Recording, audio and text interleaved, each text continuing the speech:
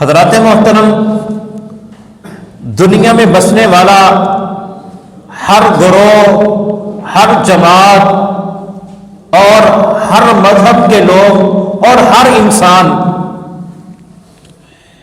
وہ کامیابی کی طرف دوڑتے ہیں۔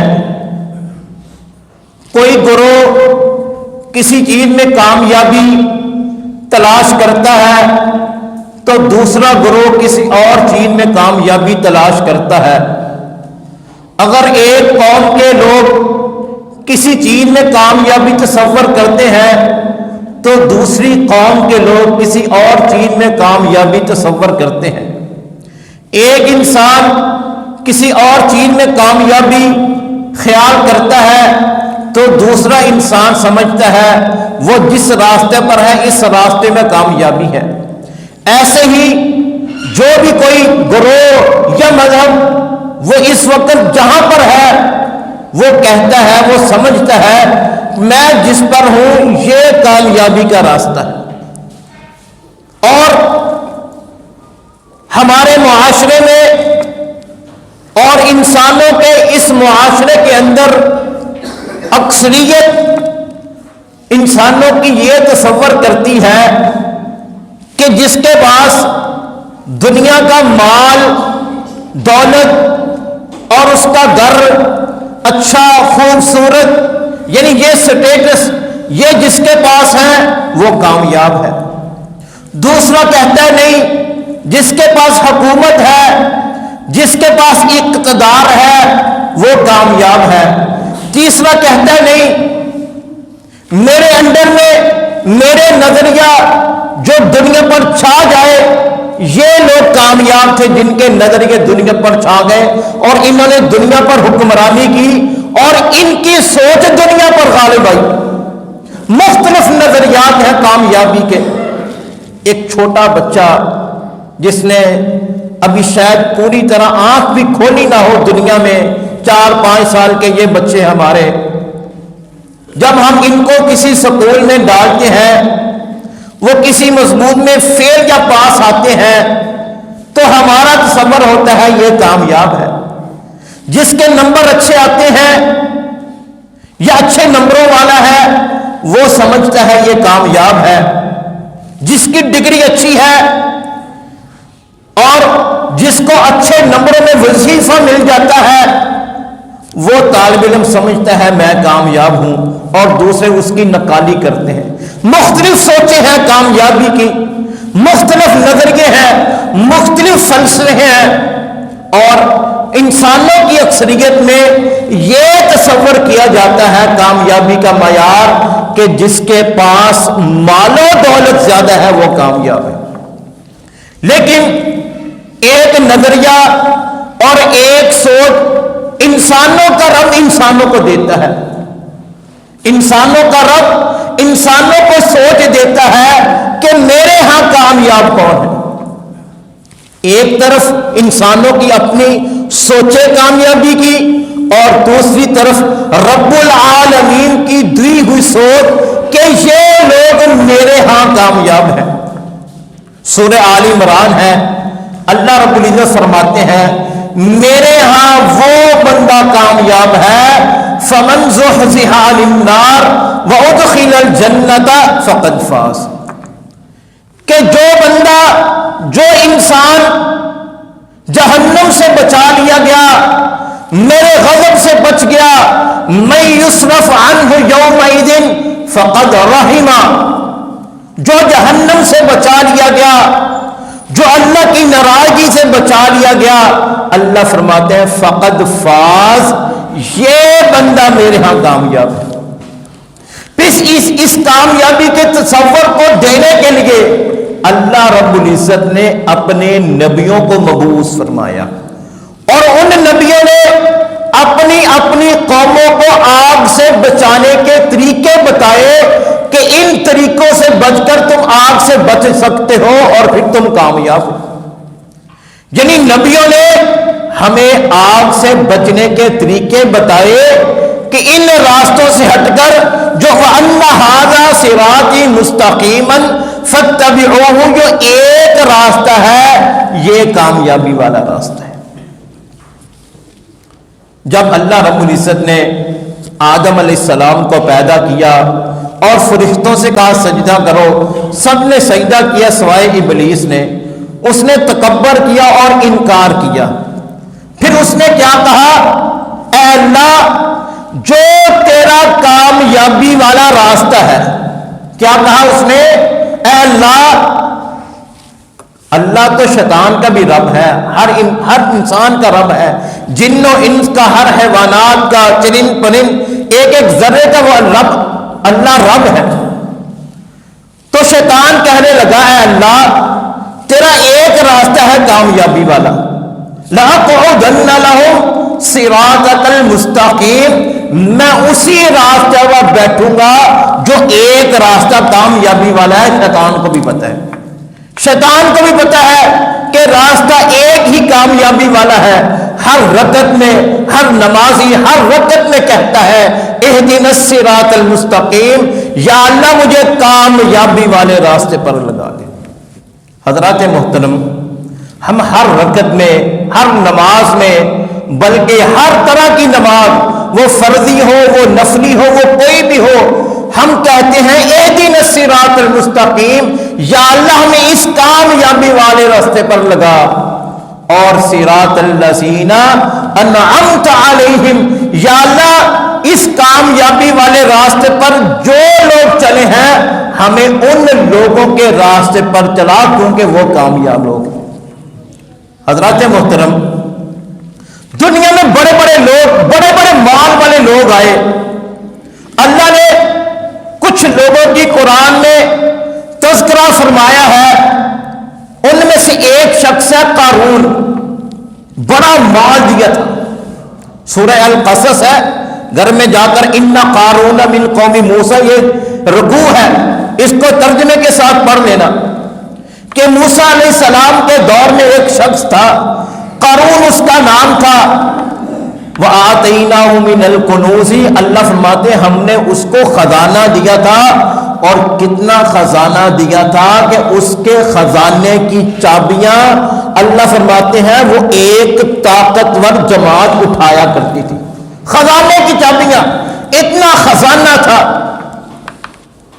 جب وہ کبھی باہر نکلتا تو متکبرانہ چال چلتے ہوئے نکلتا، اور جو اس سوچ کے لوگ ہوتے ہیں کہ مال آ جائے تو کامیابی مل جائے گی، ان کی اکثریت ہوا کرتی معاشرے میں، مال کو ہم کامیابی تصور کرتے ہیں، اچھا کاروبار چل جائے، اچھی فیکٹری ہو جائے، اس کے بعد کوٹھی ہو جائے، کاروں کی لائنیں ہو جائیں، نوکر چاکر ہو جائے، سونے چاندی کے ڈھیر اس کے پاس ہو، ہمارے انسانوں کی اکثریت اس کو کامیاب تصور کرتی ہے۔ اللہ ایسے ہی ایک بندے کا تذکرہ قرآن میں فرماتے ہیں کہ بہت مال دیا تھا، اس کے مال کی چابیاں ایک طاقتور جماعت اٹھایا کرتی تھی، اور جب وہ کبھی باہر نکلتا تو بڑے ٹھاٹ کے ساتھ اور متکبرانہ چال چلتے ہوئے، اور جو دنیا دار لوگ تھے، جو مال کی چاہت والے لوگ تھے، وہ کہتے کاش ہم بھی اس کی طرح ہوتے۔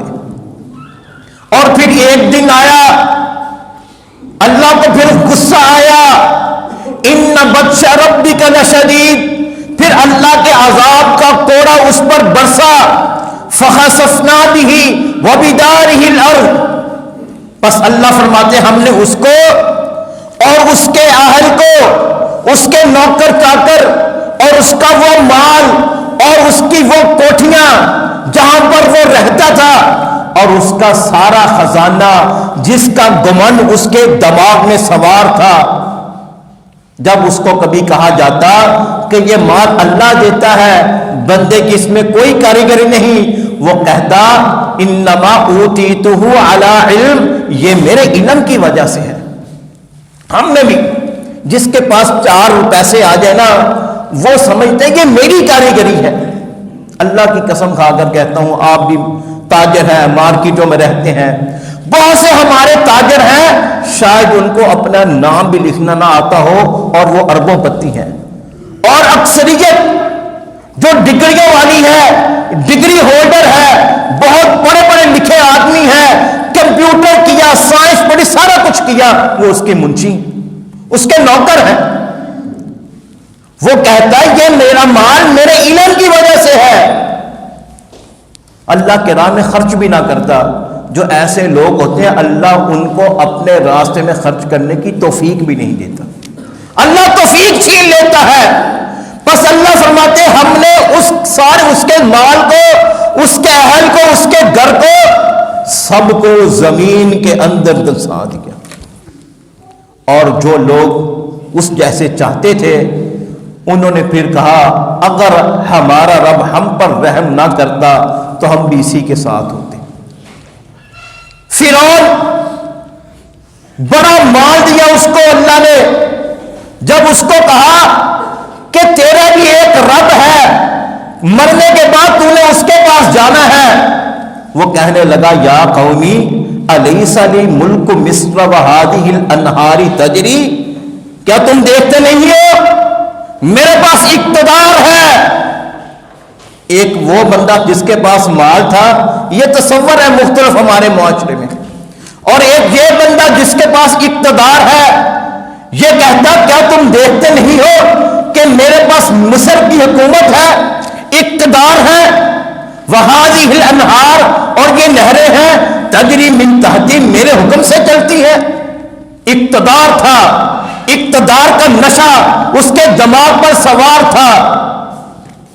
تو کیا اس کا اقتدار اور اس کے اقتدار کا نشہ اس کو کامیابی کے راستے پر لے گیا؟ نہیں.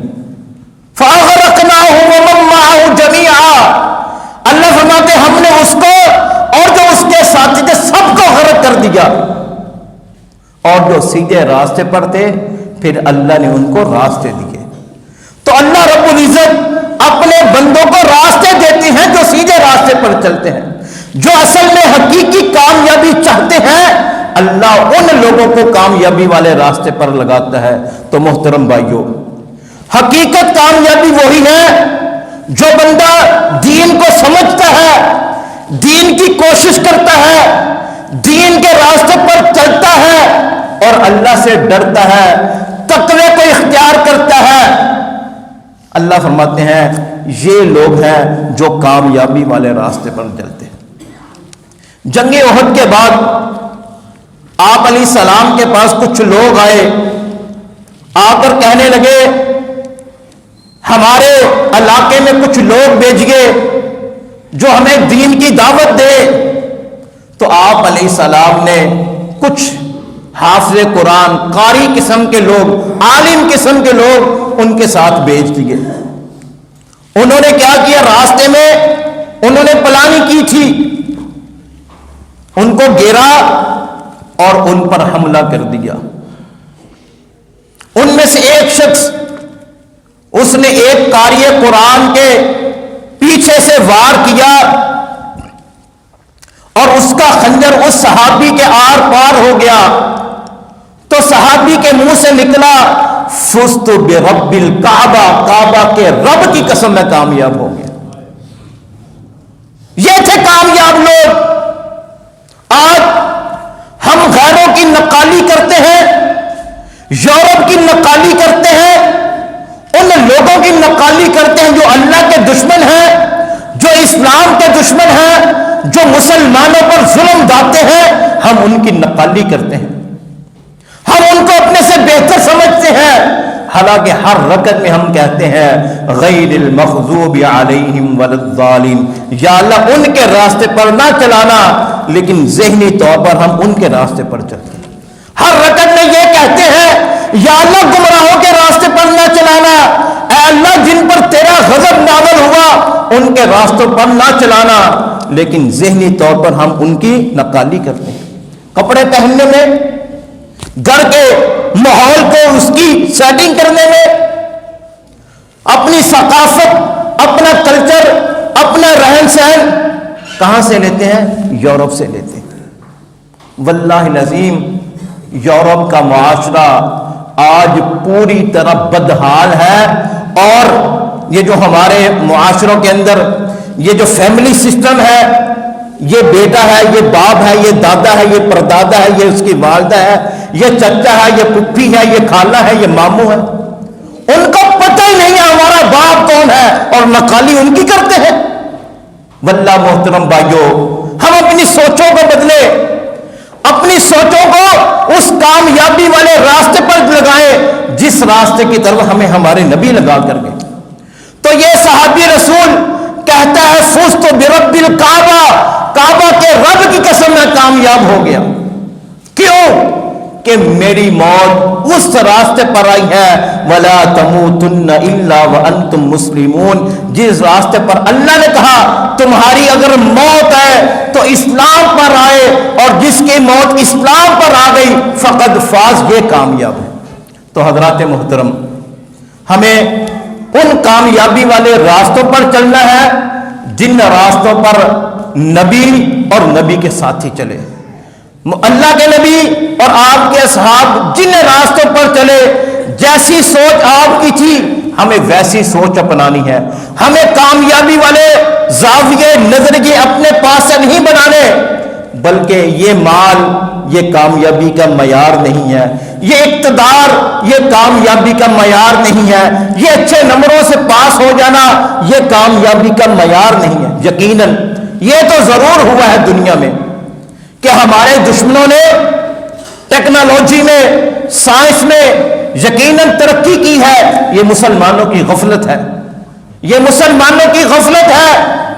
ہمارے رب نے تو ہمیں کہا تھا وَأَعِدُّوا لَهُمْ مَا اسْتَطَعْتُم مِّن قُوَّةٍ، کہ تم قوت کو جمع کرو، اور ہم نے غفلت برتی ہے۔ یہ ہماری غفلت کا نتیجہ ہے کہ آج ہمارا دشمن، اس کے پاس ٹیکنالوجی بھی زیادہ ہے، وسائل بھی زیادہ ہے، اس میدان میں تو وہ ہم سے آگے ہیں، لیکن اگر ایمان نہیں ہے تو یہ کامیابی حقیقی کامیابی نہیں ہے۔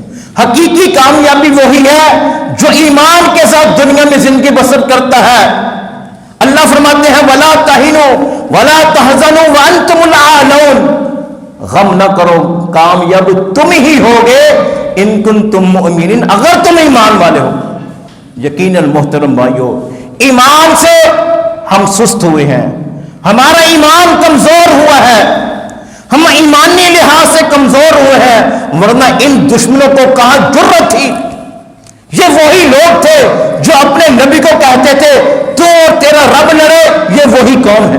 اور آج یہ یہودی دنیا میں دندناتے پھرتے ہیں، ان کی کوئی عورت ہے، کوئی مرد ہے، کوئی بچہ ہے، اس کو اپنی یہودیت پر کھڑا کیا ہوا ہے، اور ہم ایمان والے ہم کمزور ہیں، ہم ان کی نقالی کرتے ہیں۔ تو محترم بھائیو، ایک تو ہمیں اپنی سوچوں کو مضبوط کرنا ہے اور ایمان کے لیول کو مضبوط کرنا ہے، اور ایمان مضبوط ہوتا ہے اللہ اور اس کے رسول کی اطاعت سے۔ کچھ لوگ تھے قالت الاعراب، آئے آپ کے آپ علیہ السلام کے پاس، کہنے لگے ہم ایمان لے آئے۔ اللہ نے فرمایا اے نبی ان کو کہہ دیجئے آپ ایمان والے ابھی نہیں ہوئے، ابھی تو تم مسلمان ہوئے ہو، اور ایمان والے کیسے ہوگے؟